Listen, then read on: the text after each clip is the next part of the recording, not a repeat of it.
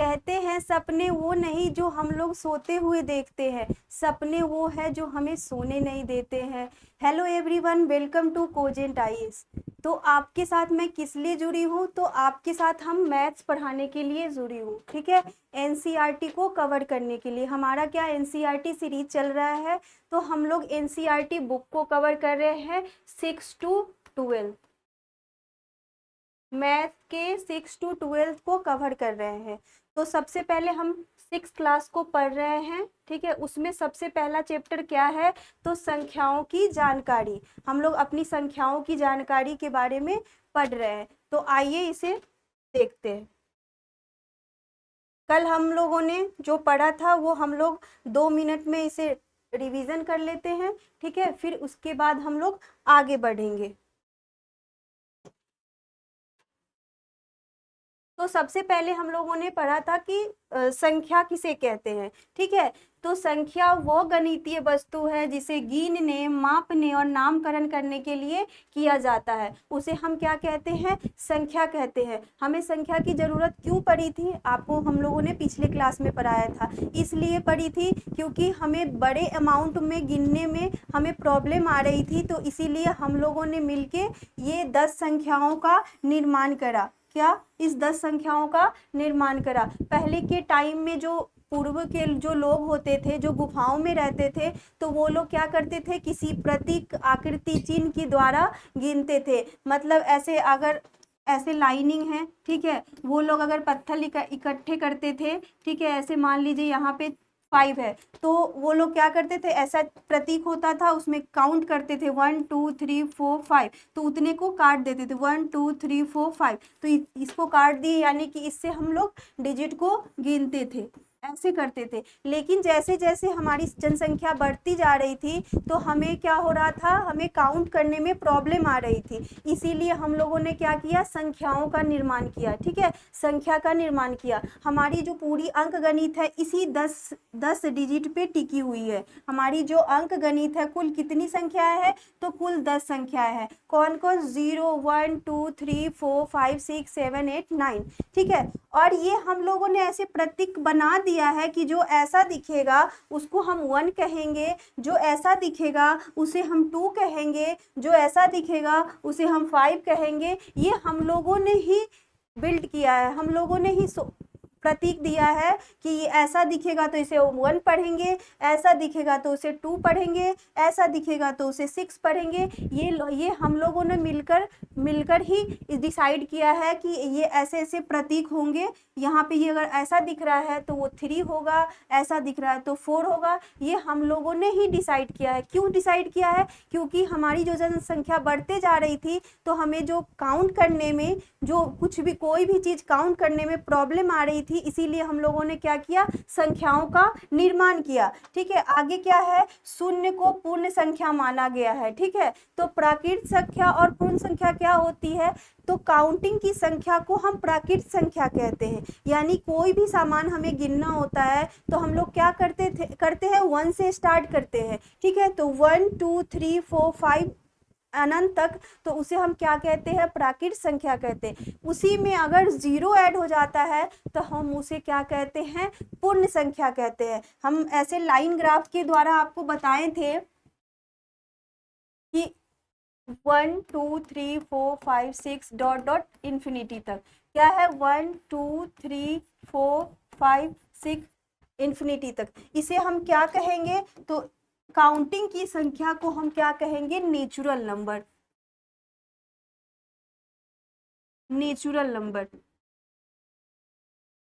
और इसी में अगर 0 ऐड हो जाता है तो इसे हम क्या कहेंगे? तो होल नंबर कहेंगे, होल नंबर कहेंगे, यानी कि प्राकृत संख्या कहेंगे। क्या? पूर्ण संख्या कहेंगे। क्या बोलेंगे? पूर्ण संख्या कहेंगे, ठीक है। और कोई भी संख्या, एक बात और ध्यान देने वाली बात है कि कोई भी संख्या अपने आप में क्या होता है? तो पूरा होता है। ठीक है, अपने आप में क्या होता है, तो वो पूरा होता है, यानी कि 0 अपने आप में पूर्ण है, 1 अपने आप में पूर्ण है, और 2 अपने आप, मतलब जो भी संख्या आपको दिख रहा है वो सब अपने आप में पूर्ण मतलब पूरा है। ठीक है, लेकिन समझने वाली बात यहाँ पे ये है कि इस 1, 0 और 1 में, ठीक है, या 1 और 2 के बीच में भी संख्या होती है, बीच में भी संख्या होती है, कुछ पॉइंट होता है। ठीक है, तो इस दोनों संख्या के बीच में भी पॉइंट होते हैं, तो कितने होते हैं, तो 1 2 3 4 5 6 7 8 9, 9 होते हैं। ठीक है, तो मान लीजिए कि हमें लिखना है 1.6। ठीक है, तो ये जो संख्या है वो पूरा नहीं है, क्योंकि ये डिसिमल में जा रहा है, क्योंकि इसके बीच ये जो संख्या है वो 1 और 2 के बीच में संख्या है। किसके बीच में संख्या है, तो 1 और 2 के बीच में संख्या है। ठीक है, ये जो संख्या है ये 1 और 2 के बीच में संख्या है, तो ये जो संख्या है ये पूरा नहीं हुआ। ठीक है, फिर मान लीजिए हम यहाँ पे लिख रहे हैं 1.9, तो यानी कि यहाँ तक ही है ये डिजिट। ठीक है, तो ये 1.9 है वो अपने आप में पूर्ण नहीं है। यहाँ पे जो भी संख्या दिया हुआ है वो अपने आप में पूर्ण है, लेकिन जैसे ही वो डिसिमल में चला जाता है तो वो संख्या अपने आप में पूर्ण नहीं है। ठीक है, ये बात यहाँ पे लिखा हुआ है। उसके बाद शून्य जिस संख्या के पीछे लग जाता है वो संख्या 10 गुना बढ़ जाता है। ठीक है, तो मान लीजिए 1 है, तो इसमें अगर 0 ऐड कर देते हैं तो ये 10 गुना बढ़ जाता है। ये सब बात यही लिखा हुआ है। देखिए 20 के पीछे अगर 0 लग जाता है तो 20, 5 के पीछे 0 लग जाता है तो 50, 10 के पीछे डबल 0 लग जाता है तो क्या हो गया 1000, 20 के पीछे अगर ट्रिपल 0 लग जाता है तो 20,000 हो जाते। ये सब हम लोगों ने पिछले क्लास में पढ़ रखा है। ठीक है, आगे भी यही है, 500 के पीछे अगर 4 0 लगा देते हैं तो क्या हो जाता है, 50 लाख हो जाता है। और संख्या को अंग्रेजी में क्या कहते हैं, तो हम लोग कहते हैं नंबर कहते हैं। ठीक है, फिर हम लोगों ने पढ़ा था संख्याओं की तुलना करना। ठीक है, यहाँ पे जो भी संख्या दिया है उसमें तुलना करके बताना है कि इसमें कौन बड़ी संख्या है और कौन छोटी संख्या है। तो यहाँ पे 2 है, यहाँ पे 3 है, यहाँ पे 4 है, तो इसमें हमें बताना है कि बड़ी संख्या कौन हुई। तो देखिए जैसे जैसे होता है, जैसे मान लीजिए 0 से काउंट करते तो 0 1 2 3, तो जो पहले आता है वो छोटी संख्या होती है और जो बाद में आता है वो बड़ी संख्या होती है। तो आप काउंट करो 0 1 2 3 4, 4 क्या लास्ट में आया, यानी कि ये क्या हो गई, बड़ी संख्या हमारी हो गई, बड़ी संख्या यानी लार्जेस्ट नंबर। और ये हमारी क्या हो गई, छोटी संख्या यानी कि स्मॉलेस्ट नंबर, है ना। यही हम लोगों ने पिछले क्लास में पढ़ा था। ठीक है, अब इसमें बताना है कि यहाँ पे एक फिगर दिया हुआ है, एक पिंकी है और एक छोटू है। पिंकी के पास 11 मिठाई है और छोटू के पास 10 मिठाई है। तो इसमें बताना है कि किसके पास ज़्यादा मिठाई है। तो जो 11, 10 के बाद आता है 11, मतलब 10 के बाद जो बाद में आता है वो बड़ा होता है, जो पहले आता है वो छोटा होता है। तो ये हमारा क्या हो गया, ये हो गया स्मॉलेस्ट नंबर,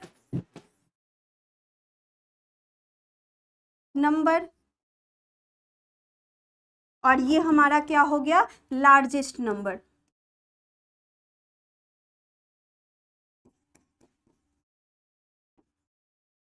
ठीक है, यही हम लोगों ने कवर किया था, फिर इस पे हम लोगों ने सवाल को सॉल्व किया था, ये हम लोग देख लिए थे। ठीक है, आगे हम लोगों ने इसको भी कवर कर लिया था कि कौन बड़ा है और कौन छोटा है। तो इसमें रामहरि का लंबाई सबसे बड़ा था और डॉली की जो लंबाई थी वो सबसे छोटी थी। ठीक है, रामहरि की जो लंबाई थी वो सबसे बड़ी थी और इसकी जो लंबाई थी वो सबसे छोटी थी। यही हम लोगों ने पढ़ा। फिर आगे बताना था, इसको हमें क्या असेंडिंग ऑर्डर में सजाना था। ठीक है, तो हम लोगों ने असेंडिंग ऑर्डर में सजाया था। असेंडिंग ऑर्डर क्या होता है, तो छोटे से बड़े की तरफ जाते हैं तो हम उसे असेंडिंग ऑर्डर कहते हैं, और बड़े से छोटे की तरफ आते हैं तो हम उसे डिसेंडिंग ऑर्डर कहते हैं। देखिए फिगर से आप लोगों को समझ में आ रहा है कि छोटे से बड़े की तरफ जा रहे हैं, यानी स्मॉलेस्ट टू बिगेस्ट जा रहे हैं, तो ये क्या हो गया, असेंडिंग ऑर्डर बढ़ते क्रम हो गया। और जो बड़ा से छोटे की तरफ जा रहा है उसे हम क्या कहते हैं, डिसेंडिंग ऑर्डर। ठीक है, ये हम लोगों ने पिछले क्लास में कवर किया था। ठीक है, आगे देखिए, आगे यही असेंडिंग ऑर्डर को हिंदी में क्या कहते हैं? असेंडिंग ऑर्डर को हिंदी में क्या कहते हैं? तो आरोही क्रम कहते हैं। और डिसेंडिंग ऑर्डर को हिंदी में क्या कहते हैं? तो अवरोही क्रम कहते हैं। इसको और भी बोलते हैं, अवरोही को घटते क्रम कहते हैं और आरोही को बढ़ते क्रम कहते हैं। ठीक है, ये हम लोगों ने कवर कर लिया था। अब हम लोग पढ़ेंगे, आज से हम लोग का क्लास क्या होगा? तो अंकों का स्थानांतरण। ठीक है, मतलब जो भी अंक दिया हुआ है उसके स्थान को हेर फेर करना, मतलब बदलना। हमारे पास क्या संख्या दिया हुआ है? तो हमारे पास 3 संख्या दिया हुआ है, मतलब 281 दिया हुआ है। क्या दिया हुआ है? 281, यही संख्या दिया हुआ है ना हमारा यहाँ। अब इस स्थानांतरण का मतलब एक स्थान से दूसरे स्थान में चेंज करना। तो हमारे पास यहाँ पे संख्या है 281। ठीक है, फर्स्ट प्लेस पे क्या है? तो 2 है फर्स्ट प्लेस पे। सेकेंड प्लेस पे क्या है? तो 8 है। और थर्ड प्लेस पे क्या है? तो 1 है। अब इसी को हम सबका प्लेस चेंज कर देंगे। तो आप देखो, इससे हम संख्या बना सकते हैं। 8 को फर्स्ट पे रख देते हैं, 8 को फर्स्ट पे रखे। ठीक है, 2 को सेकेंड पे रखे और 1 को थर्ड पे रखे। तो एक संख्या हमारा क्या बन गया? 821, यानी 821 एक संख्या बन गया। ठीक है, क्या यहाँ पे क्या किए? तो स्थान को चेंज कर दिए। ठीक है, स्थान को चेंज कर दिए। यहाँ पे ये सेकेंड पे था तो यहाँ पे फर्स्ट पे कर दिए। ठीक है, अब इसको ऐसे भी लिख सकते हैं। मान लीजिए, देखिए 8 को यहाँ रहने देंगे और ये 1 है थर्ड पे, तो इसको सेकेंड पे कर देंगे। ठीक है, और ये 2 सेकेंड पे है तो इसको थर्ड पे कर देंगे। अब देखिए, सॉरी यहाँ पे 3 नहीं है, 2 है, तो यहाँ पे 2 कर देंगे। अब देखो कितना हो गया, ये एक नया संख्या बन गया। कितना बन गया? 812। क्या बन गया? 812। तो ये एक दूसरी संख्या बन गई। ऐसे ही हमको क्या करना है? संख्याओं का स्थानांतरण करना है, चेंज करना है, जगह को चेंज करना है। अब देखिए, अब ये थर्ड नंबर पे है, ये थर्ड नंबर पे, तो इसको फर्स्ट नंबर पे कर देते हैं और 8 को रहने देते हैं, 2 को यहाँ लिख देते हैं। तो ये क्या हो गया? 182, यानी 182, यानी कि ये भी एक नया संख्या बन गया। यहाँ पे हम क्या कर रहे हैं? आप लोग को समझ में आ रहा है? हम जगह को चेंज कर रहे हैं। यहाँ पे हमें क्वेश्चन में दिया हुआ है 281, यानी 2 फर्स्ट पोजीशन पे है, 8 जो है वो सेकेंड पोजीशन पे है और 1 जो है वो थर्ड पोजीशन पे है। तो हम इसका क्या करेंगे? पोजीशन को चेंज कर रहे हैं। तो हम 8 का पोजीशन पहले 1 पे लाए, इस पे भी 1 पे लाए, 2 को क्या किए? सेकेंड पे कर दिए, एक बार 2 को थर्ड पे कर दिए। अब यहाँ पे देखिए, 1 को फर्स्ट में कर दिए, 8 को सेकेंड पे रहने दिए, 2 को यहाँ रहने दिए। ठीक है, अब आगे करेंगे, 1 को फर्स्ट पे रखेंगे, यहाँ पे 2 करेंगे, 8 करेंगे। अब देखिए, इसमें भी चेंजिंग आपको दिख रहा है। तो ये कितना हो गया? 128, 128, ये भी एक नया डिजिट बन गया। तो यही यहाँ पे कह रहा है कि अंकों का स्थानांतरण का मतलब होता है एक संख्या का स्थान दूसरी संख्या पे रखना। तो हमने यही करा। ठीक है, आगे अगर हम चेंज करना चाहेंगे तो मान लीजिए यहाँ पे हमारा 2 है। ठीक है, 2 तो है फर्स्ट डिजिट पे। अब हम इसको 1 और 8 कर देंगे तो ये कितना हो गया? एक नया संख्या बन गया। तो ये क्या बन गया? 218। तो इसमें यही बात कह रहा है कि एक स्थान से दूसरे स्थान पर चेंज करना, उसी को हम क्या कहते हैं? स्थानांतरण कहते हैं। ठीक है, अब आगे पढ़ेंगे संख्याओं का बनना। ठीक है, संख्याएं कैसे बनते हैं? तो संख्या बनाने के लिए हमें क्या करना होता है? संख्याओं में ऐड करना होता है या माइनस करना होता है या गुना करना होता है। ठीक है, तो संख्याएं बनना क्या होता है? संख्याओं को बनने के लिए हमेशा संख्याओं को जोड़ना होता है। ठीक है, तो आगे देखेंगे हम लोग। अब यहाँ पे देखिए, यहाँ पे यहाँ पे 4 डिजिट का यह संख्या दिया हुआ है। ठीक है, अब कह रहा है यहाँ पे क्या दिया हुआ है? यहाँ पे 5, 8, 3 और 1, ये 4 डिजिट दिया हुआ है। फर्स्ट पे क्या है? 5 है, ये फर्स्ट पे क्या है? 5 है। यहाँ पे क्या है? तो सेकेंड है, 8 पे है, यहाँ पे थर्ड पे 3 है और फोर्थ पे क्या है? तो 1 है।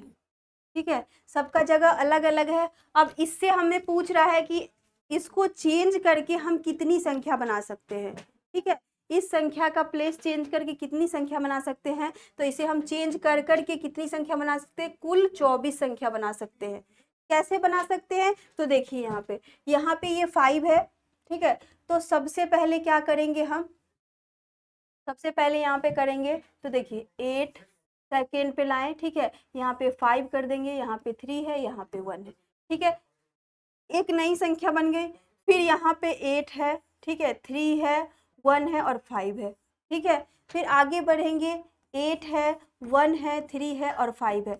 तो ऐसे ऐसे संख्या को चेंज करके ये टोटल कितनी संख्या बन सकती है, तो टोटल 24 संख्याएं बन सकती है, ठीक है। बस हमें क्या करना है, इसका प्लेस को चेंज करना है। यानी कि अगर फर्स्ट पे है तो इसको सेकेंड पे ले जाएंगे, थर्ड पे ले जाएंगे, फोर्थ पे ले जाएंगे, ठीक है।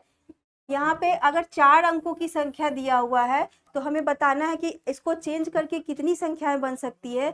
तो आप क्या करना, यहाँ पे 4 है ना, ठीक है, यहाँ पे 4 डिजिट दिया हुआ है, ठीक है। यहाँ पे 4 डिजिट दिया हुआ है, इसे क्या करना है, हमें संख्या को चेंज करके बताना है कि इसमें कितनी संख्याएं बन सकती है। तो यहाँ पे ऐसे करोगे आप, अगर चेंज करते जाओगे तो कुल कितने बनेंगे, तो कुल हमारे यहाँ पे 24 बनेंगे। आगे हम पढ़ेंगे, आगे क्या है, जीरो का महत्व बताना है। क्या बताना है, जीरो का महत्व बताना है।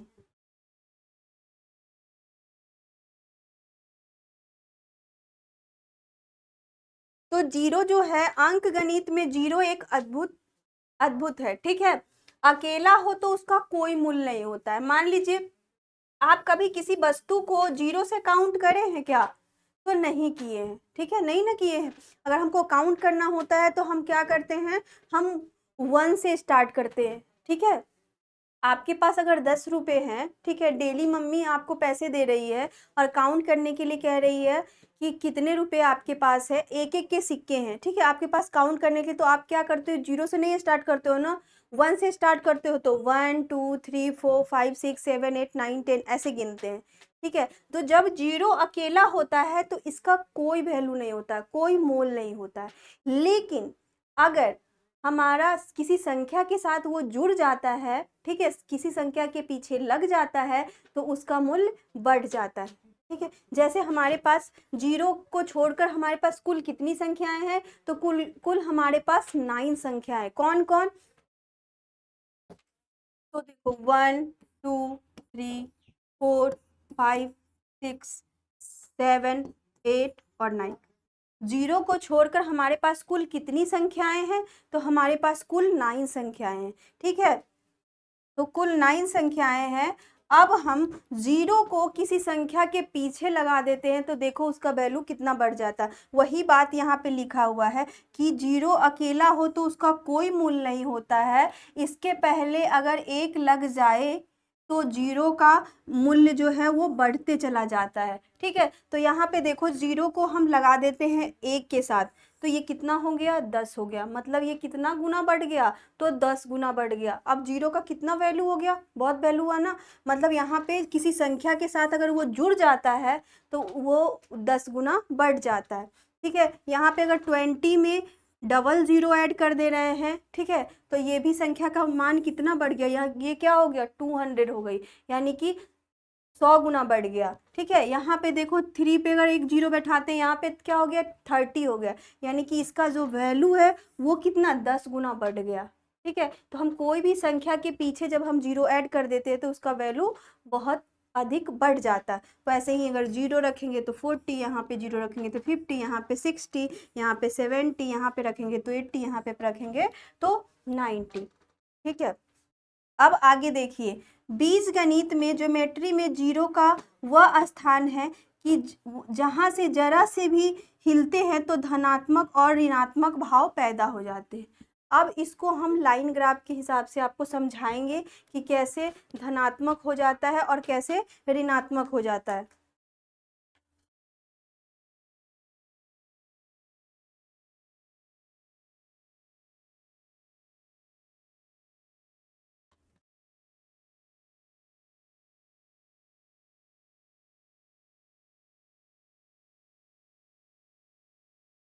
तो आइए हम लोग समझते हैं इसको।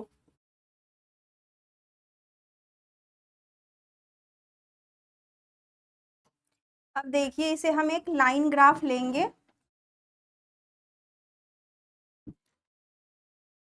यहाँ पे हम लोगों ने एक लाइन ग्राफ लिया, ठीक है। अब यहाँ पे क्या है, ये जीरो का पॉइंट है, क्या यहाँ पे ये जीरो है। 1 2 3 4 5 6 7 8 इन्फिनिटी, डॉट डॉट इन्फिनिटी तक, ठीक है। तो यहाँ पे लिखेंगे 1 2 3 4 5 6 7 8 डॉट डॉट इन्फिनिटी तक। और इधर देखेंगे 1 2 3 4 5 6 7 डॉट डॉट कहाँ तक, इन्फिनिटी तक। तो यहाँ पे लिखेंगे 1 2 3 4 5 6 7, ठीक है। तो ये जीरो का क्या हो गया, तो राइट हैंड साइड हो गया। क्या हो गया, यहाँ से जीरो से ये राइट हैंड साइड हो गया, ठीक है, राइट हैंड हो गया, ठीक है। और जीरो से इधर क्या हो गया, लेफ्ट हैंड साइड हो गया, ठीक है। और जीरो बीच में होता है। अगर जीरो राइट हैंड साइड के इधर बढ़ता है तो इसका जो मान होता है वो प्लस हो जाता है, यानी धनात्मक हो जाता है। ये इधर के जो भी संख्या होते हैं वो क्या हो जाते हैं, वो प्लस में होते हैं, पॉजिटिव में होते हैं, यानी कि धनात्मक होते हैं, ठीक है। और और जीरो से जैसे ही हम लेफ्ट हैंड साइड की तरफ बढ़ते हैं, यानी कि बाएं हाथ की तरफ बढ़ते हैं, तो वो संख्या क्या हो जाता है, निगेटिव हो जाता है। क्या हो जाता है, निगेटिव, यानी कि यह हो जाएगा -1 -2 -3 -4 -5 -6 और -7।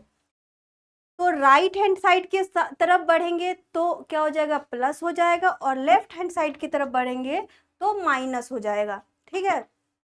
यहाँ पे यही बात लिखा हुआ है कि देखिए, यहाँ पे लिखा हुआ है बीज गणित में, ज्योमेट्री में जीरो का वह स्थान है जहाँ से जरा सी भी हिलते ही धनात्मक और ऋणात्मक हो जाता है। तो आप देखो यहाँ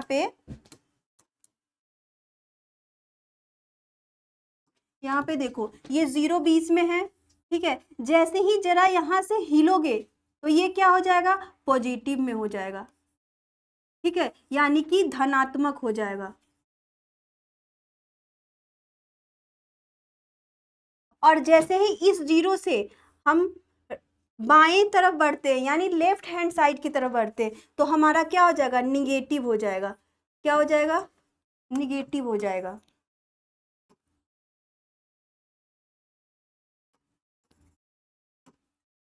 यहाँ पे निगेटिव हो जाएगा, यानी कि ऋणात्मक हो जाएगा। क्या हो जाएगा, ऋणात्मक।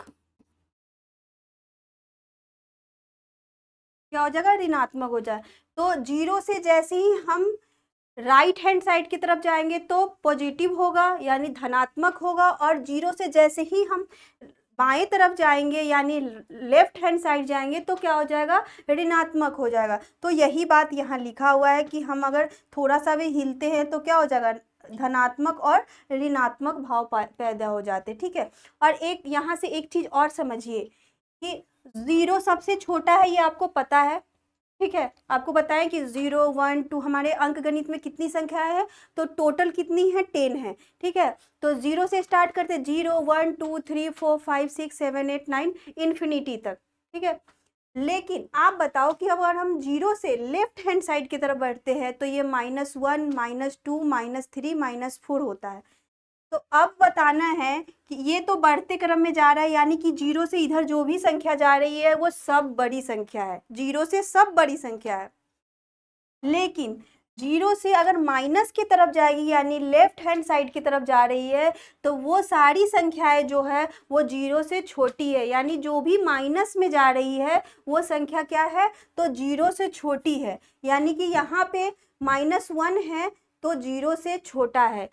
अगर मान लीजिए आपसे ये पूछा जाए कि -1 बड़ा है कि -6 बड़ा है, तो आप क्या बोलोगे, क्या बोलोगे, -1 बड़ा है कि -6 बड़ा है, ठीक है। तो आप लोग बोलोगे बोलोगे कि -1 बड़ा है। क्यों बड़ा है? क्योंकि 0 के बाद सबसे पहले -1 आता है, ठीक है, फिर -2 आता है, -3। ये क्या है? नीचे की तरफ जा रहा है, निगेटिव साइड की तरफ जा रहा है, इसीलिए इसमें 1 बड़ा होगा, ना कि 6 बड़ा होगा। तो -1 और -6 में, ठीक है, इस दोनों में बड़ा कौन होगा? तो 1 वाला बड़ा होगा, ठीक है। ये जो -6 है ये छोटा होगा और ये बड़ा होगा। ये बड़ी संख्या है और ये छोटी संख्या है।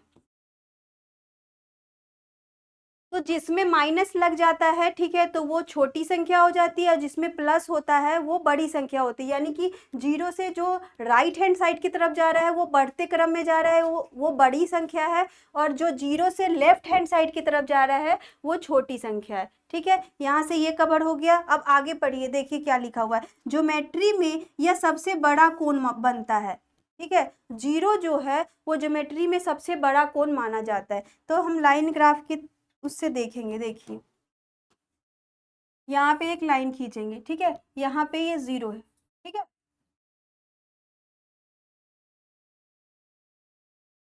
तो ये जो पूरा होता है ज्योमेट्री में सबसे बड़ा कोण का मान कितना होता है? तो 360 डिग्री होता है। कितना होता है? 360 डिग्री होता है, ठीक है। तो मान लीजिए यहाँ से ये 0 है, ठीक है, अब यहाँ से उठाएं तो ये क्या हो गया? 30 डिग्री। इससे ऊपर बढ़ा तो ये हो गया 60 डिग्री, और ये लंबवत पड़ रहा है, सीधा लाइन पड़ रहा है, तो ये क्या हो गया? पूरा 90 डिग्री, ठीक है। वैसे ही इधर बढ़ेंगे तो ये हो जाएगा 120 डिग्री, मतलब पूरा ऐसे मिला के 120 डिग्री, ठीक है। ऐसे ही करके ये यहाँ तक क्या हो जाएगा? 180 हो जाएगा, और ये पूरा हो जाएगा कितना? तो 360 डिग्री। ये सबसे बड़ा कोण माना जाता है, ठीक है। ज्योमेट्री में सबसे बड़ा कोण किसे माना जाता है? तो 360, ठीक है।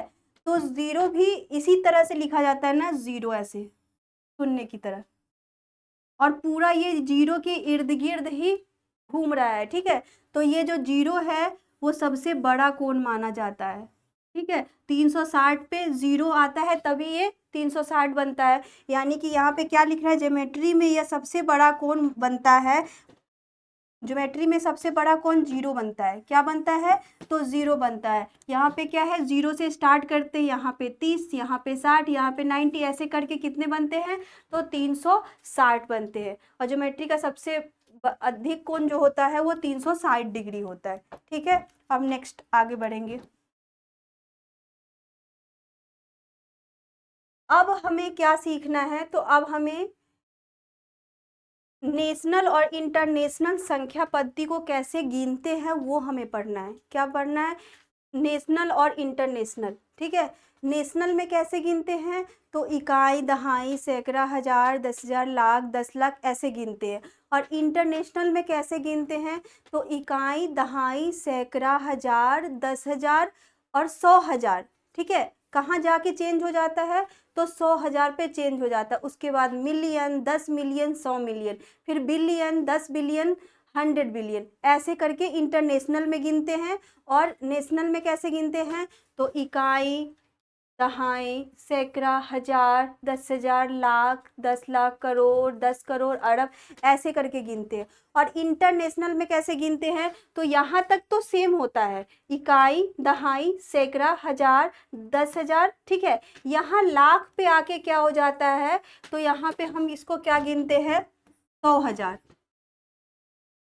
इसको हम पढ़ते हैं 100,000, ठीक है। उसके आगे क्या होता है? ठीक है, हजार के बाद हो जाता है मिलियन, ठीक है। इसको 10 लाख को क्या कहते हैं? मिलियन कहते हैं, 1 मिलियन, ठीक है। 10 लाख को मिलियन। उसके बाद आगे बढ़ते हैं 10 मिलियन, 100 मिलियन, फिर होता है बिलियन, 10 बिलियन, 100 बिलियन, ठीक है। तो ऐसे करके हमें ये पढ़ना है। इकाई, दहाई, सैकड़ा, नेशनल भी पढ़ना है और इंटरनेशनल भी पढ़ना है, ठीक है। तो हम एक बार देख लेते हैं कि नेशनल और इंटरनेशनल में क्या अंतर है, ठीक है। तो नेशनल वाला तो आपको यहाँ दिख रहा है,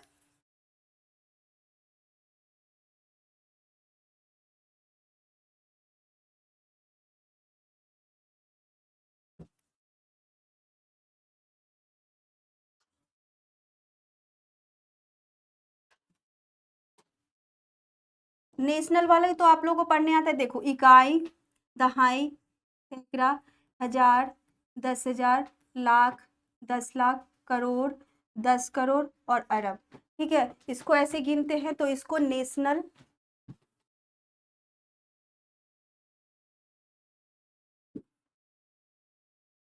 बोलते हैं। ठीक है, नेशनल यानी कि क्या कहते, नेशनल इसको पढ़ते हैं। और इंटरनेशनल संख्या पत्ती को कैसे पढ़ेंगे, तो आप देखिए यहाँ तक तो सेम होता है, 10,000 तक तो सेम होता है। लाख से क्या हो जाता है, चेंज हो जाता है।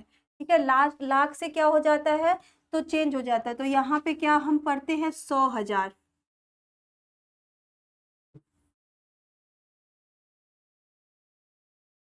आगे इसको क्या पढ़ेंगे, तो 1 मिलियन।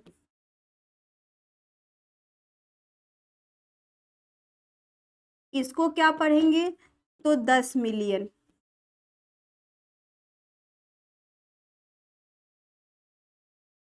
इसको क्या पढ़ेंगे, तो 100 मिलियन। ठीक है, इसको क्या पढ़ेंगे, तो बिलियन, 1 बिलियन। आगे बढ़ेंगे, आगे भी बढ़ेंगे तो 10 बिलियन होता है।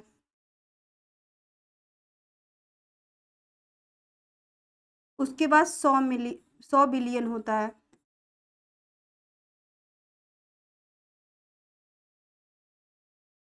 तो इंटरनेशनल वाला कैसे पढ़ेंगे,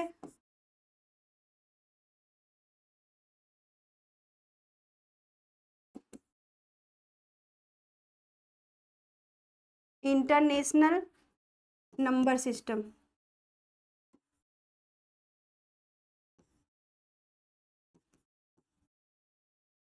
इसको नेशनल नंबर सिस्टम बोलते हैं।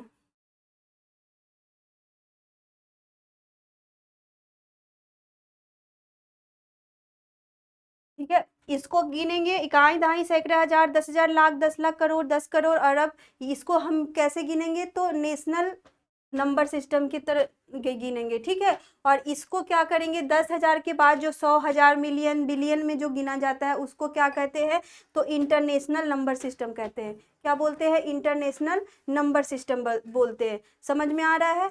और एक चीज और सीखना है कि आप यहाँ पे देख रहे होगे, आप यहाँ पे देखो कि यहाँ पे फर्स्ट है 1 तो ठीक है, यहाँ पे दहाई पे 10 है, 100। उसके बाद देखो हजार लिखने का क्या है कि 3 डिजिट के बाद कॉमा दिख रहा है। ठीक है, 3 डिजिट के बाद कॉमा दिख रहा है तो इसका कोई मतलब होगा। ठीक है, तो जब हम नेशनल वाले में करते हैं तो 3 डिजिट के बाद फिर उसके पहला 3 डिजिट के बाद कॉमा देते हैं, उसके बाद हम क्या करते हैं, दो दो संख्या के बाद कॉमा देते हैं।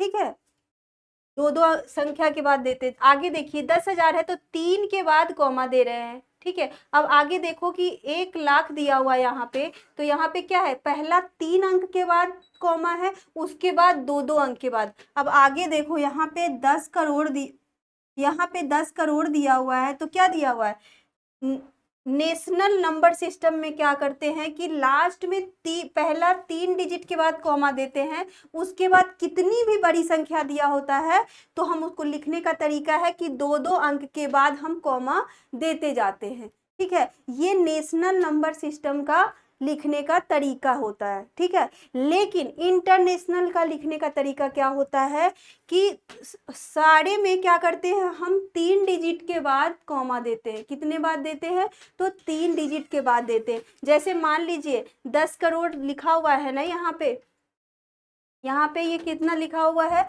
तो 10 करोड़ लिखा हुआ है। तो 10 करोड़ का मतलब क्या होता है, तो 100 मिलियन होता है। ठीक है, तो इसको हम कैसे लिखेंगे, इंटरनेशनल के तरीके से। देखिए यहाँ पे ये लिखा हुआ है 1000000, फिर 000000। अगर हमको इसे लिखना होगा नेशनल के तरीके से लिखना हुआ तो पहले क्या करते हैं, 3 डिजिट के बाद देते हैं, उसके बाद सारे अंक दो दो डिजिट के बाद कॉमा दे देते हैं। ठीक है, लेकिन हमें इंटरनेशनल लिखना होगा तो हम इसे क्या करेंगे, यहाँ पे 00 है ना, 3 हुआ, 2 5 और 3 8। ठीक है, इसको अगर हम लोग को इंटरनेशनल में लिखना होगा तो हम इसको क्या करेंगे, 3 डिजिट के बाद देंगे, फिर 3 डिजिट के बाद देंगे, फिर आगे जो होगा उसे 3 डिजिट के बाद ही देंगे। ठीक है, 2 डिजिट नहीं करेंगे। इन नेशनल में क्या होता है, पहला 3 डिजिट, उसके बाद 2 डिजिट के बाद कॉमा देते हैं। देखिए इसमें ही लिखा हुआ ना, 3 डिजिट के बाद कॉमा है, उसके बाद 2 डिजिट। लेकिन अगर हमें इंटरनेशनल निकालना होता है तो हम इसमें क्या करेंगे, 3 डिजिट के बाद ये कॉमा देंगे, यहाँ पड़ेगा, फिर इस 3 डिजिट के बाद हम कॉमा देंगे तो यहाँ पड़ेगा। ठीक है, तो इसको हम क्या कहते हैं, इंटरनेशनल कहते हैं। और इसको, इस संख्या पद्धति को क्या कहते हैं, तो नेशनल नंबर सिस्टम बोलते हैं। ठीक है, तो यहाँ पे क्या है, किसी संख्या के निकटतम 100 अंक के पूर्णांक को बताना है। ठीक है, यहाँ पे दी गई संख्या का दहाई अंक देखिए। अब इसमें क्या बताना है, ठीक है, पहले हमको इसको जानना है, नेशनल नंबर सिस्टम और इंटरनेशनल सिस्टम, नंबर सिस्टम, ये जान गए। आगे देखिए प्रश्न।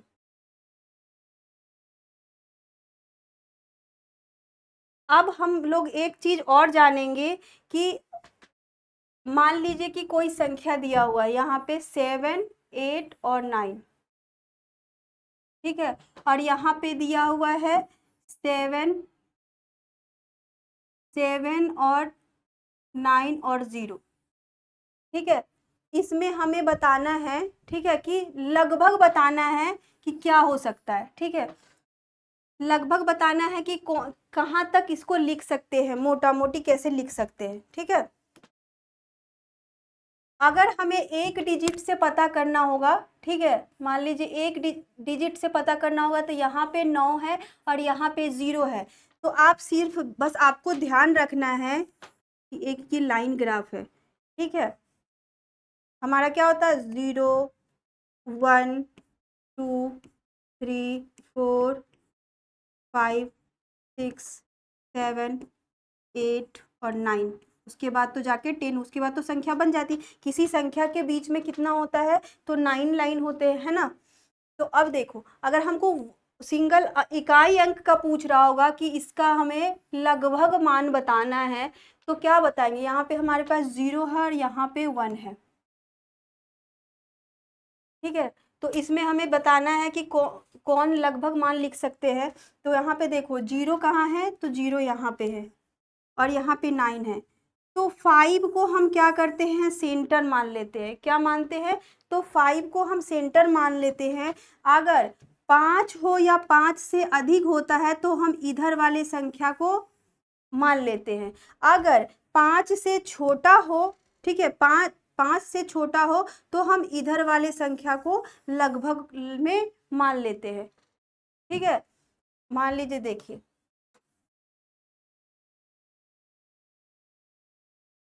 यहाँ पे संख्या दिया हुआ है,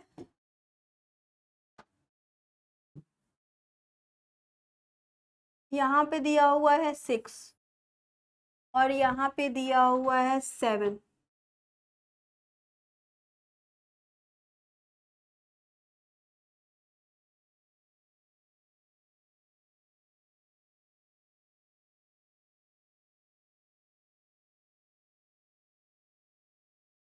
यहाँ पे 6 और 4 दिया हुआ है। ठीक है, और यहाँ पे दिया हुआ है 6 और 5। ठीक है, ये संख्या दिया हुआ है। ठीक है, और हमें बताना है कि इसमें लगभग हम किसको मान सकते हैं, हमें एक संख्या को मानना है। इस दोनों में लगभग मान बताना है तो हम एक संख्या को मानना पड़ेगा। ठीक है, तो आप देखो यहाँ पे 4 है और यहाँ पे क्या है, तो 5 है। तो ये संख्या क्या हो गया, ये 5 हो गया और ये 4 हो गया। तो अब बताओ कि 4 वाला बड़ी संख्या है कि 5 वाला बड़ी संख्या है। ठीक है, तो लगभग में हम किसका मान ले सकते हैं, तो 5 का ले सकते हैं। ठीक है, 65 को हम लगभग मान लिख सकते हैं। ठीक है, क्या लिख सकते हैं, 65 को हम लगभग मान रख सकते हैं। अगर 5 होता है या 5 से बड़ा होता है, ठीक है, तो हम उसको क्या 65 या 66 लिख सकते हैं।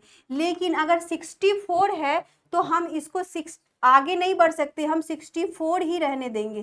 ठीक है, यहाँ पे क्या हो सकता है, यहाँ तो 65 भी हो सकता है और 66 भी मान सकते हैं लगभग में। लगभग में क्या मान सकते हैं, सॉरी 66 भी मान सकते हैं। ठीक है, इसके हम 5 भी रहने देंगे या एक डिजिट ज़्यादा भी ले सकते हैं। ठीक है, फिर आगे देखिए हमारे पास मान लीजिए संख्या दिया हुआ है 7, 5, 6, ये संख्या दिया हुआ है। ठीक है, दूसरी संख्या दिया हुआ है 7, 7, 8। ठीक है, ये हमारे पास संख्या दिया हुआ है। तो अब हमें बताना है, ठीक है, ये किसके मान के मतलब किसके मान के नजदीक है। ठीक है, तो यहाँ पे हम लिख देंगे 700 और यहाँ पे लिख देंगे हम 800। ठीक है, यहाँ पे क्या लिख दिए 700 और 800, और आपको बताना है कि हम इसके लगभग मान किसके बराबर रख सकते हैं, 800 के बराबर रख सकते हैं या 700 के बराबर रख सकते हैं, हमको यही जानना है। ठीक है, क्या रख सकते हैं, इस संख्या का लगभग मान हम किसके बराबर रख सकते हैं, 700 के बराबर रख सकते हैं या 800 के बराबर रख सकते हैं। तो अभी हम लोगों ने पढ़ा कि जो 5 होता है, 5 मतलब मिडिल, ठीक है, 5 हो या 5 से अधिक हो तो हम एक संख्या आगे कर देते हैं। ठीक है, अगर 5 से छोटा हो तो हम 0 वाले संख्या को लेते हैं, मतलब छोटा संख्या को लेते हैं। ठीक है, तो यहाँ पे देखिए कि यहाँ पे 756 दिया हुआ है और यहाँ पे हमें सैकड़े में कंपेयर करना है, यानी 100 में कंपेयर करना है। यहाँ पे हमें फर्स्ट इकाई अंक पे कंपेयर करना था और यहाँ पे हमें क्या करना है, तो 100 में कंपेयर करना है। तो यहाँ पे देखिए ये 756 है। ठीक है, तो क्या है, 50 से ज़्यादा है, क्या है, 50 से ज़्यादा है। तो हम क्या कर सकते हैं, ये किसके नज़दीक हो सकता है, देखिए 5 है। ठीक है, 5 है और 5 से ज़्यादा है यानी 56 है, यानी 756 है, 50 से ज़्यादा है। तो किधर ज़्यादा जा रहा है, तो 800 के तरफ झुक रहा है। ठीक है, यानी 5 से अधिक है, यानी कि 800 हम इसका लगभग मान ले सकते हैं। 700 इसका आंसर नहीं हो सकता है। ठीक है, इसका आंसर 700 नहीं हो सकता। अब आप ही बताना, फिर इसमें हम इसको 700 ले सकते हैं या 800 ले सकते हैं। तो यहाँ पे क्या है, 778 है। अब ये किसकी तरफ ज़्यादा जा रहा है, तो यहाँ पे देखिए ये 700 है और ये 800 है। तो ये 50 से ज़्यादा है, देखिए 5 के बाद 6 आता है, 7 आता है। तो यहाँ पे जो सेकेंड डिजिट में है वो हम देखेंगे कि 5 है, 6 है, 7 है, क्या है, 5 से अधिक हो रहा है, यानी कि ये लगभग किसके मान, किसके आसपास है, तो 800 के नज़दीक है। इसीलिए हम लगभग मान किसे ले सकते हैं, तो 800 को ले सकते हैं। लेकिन सेम मान लीजिए यहाँ पे अगर ये संख्या दिया होता, यहाँ पे दिया होता 200 मतलब 725 दिया होता, और अब हमें बताना होता कि हम इसको 800 ले सकते, 700 ले सकते हैं या 800 ले सकते हैं। ठीक है, तो हमें क्या है, 100 में बताना है। तो यहाँ पे क्या है, 725 है। अब हम इस 2 डिजिट को देखेंगे। ठीक है, कोई भी संख्या अपने आप में पूरा 100 होता है। ठीक है, तो यहाँ पे देखो 25 है। अब 25 50 से छोटा है या नहीं है, 5 से छोटा है। ऐसे भी यहाँ पे देखो सेकेंड डिजिट पे क्या है, 2 है, यहाँ पे 2 है। तो आपको हम क्या बताएं कि अगर 5 हो या 5 से अधिक हो तो हम इधर वाले संख्या को लेते, जो बड़ी संख्या होती है वो, और अगर 5 से छोटा हो तो जो छोटी संख्या होती है वो ले सकते। तो इसमें बड़ी संख्या क्या है, तो 800 है, और ये छोटी संख्या क्या है, तो 700 है। आप देखिए यहाँ पे क्या है, 2 है, तो 5 से 2 क्या है, छोटा है, इधर आ रहा है। तो हम इसमें क्या ले सकते हैं, जो 725 है लगभग किसके नजदीक है, तो 700 के नजदीक है। ठीक है, 800 से दूर है और 700 से नजदीक है, यानी लगभग मान अगर हमें इसे निकालना होगा तो इसका आंसर 700 होगा। ठीक है, और इसमें क्या है, इसमें लगभग मान बताना है, तो क्या है, ये 5 से अधिक है, यानी 7 है यहाँ पे, तो ये 800 के नजदीक है। इसमें भी क्या है, यहाँ पे 5 है। ठीक है, तो हमने आपको बताया कि अगर 5 या 5 से अधिक हो तो हम आगे वाला मान लेते हैं। ठीक है, तो 700 नहीं, इसमें इसका 800 आंसर होगा। ठीक है, यही आप यही समझाना था। ठीक है, आज की क्लास के लिए इतना ही। ठीक है, आप लोगों को समझ में आ रहा है तो कमेंट में ज़रूर बताइएगा। आज के लिए इतना ही, अब मिलते हैं अगले क्लास में। Thank you.